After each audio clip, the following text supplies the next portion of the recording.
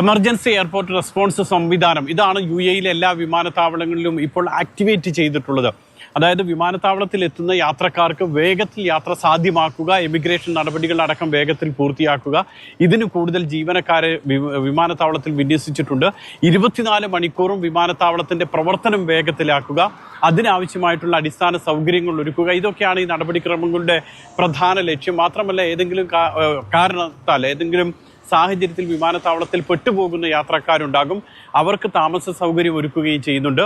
ദുബായിലെ അബുദാബി വിമാനത്താവളം, അതോടൊപ്പം തന്നെ ദുബായിലെ 2 വിമാനത്താവളങ്ങൾ, ജബൽ അലിയിലെയും അതോടൊപ്പം അന്താരാഷ്ട്ര വിമാനത്താവളവും ഷാർജയിലെ വിമാനത്താവളം, ഇവിടെയൊക്കെ ഈ സൗകര്യങ്ങൾ ആക്ടിവേറ്റ് ചെയ്തു എന്നുള്ളതാണ് ICP അറിയിക്കുന്നത്.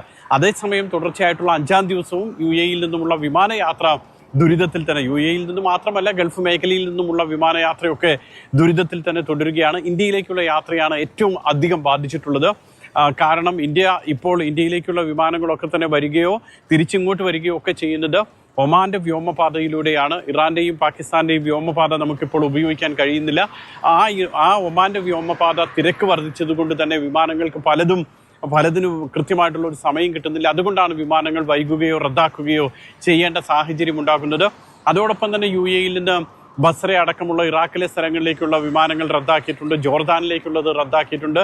ഇസ്രായേലും ഇറാനും പിന്നെ പറയേണ്ട കാര്യമില്ല, അവിടത്തേക്കുള്ള സർവീസുകളും റദ്ദാക്കിയിട്ടുണ്ട്.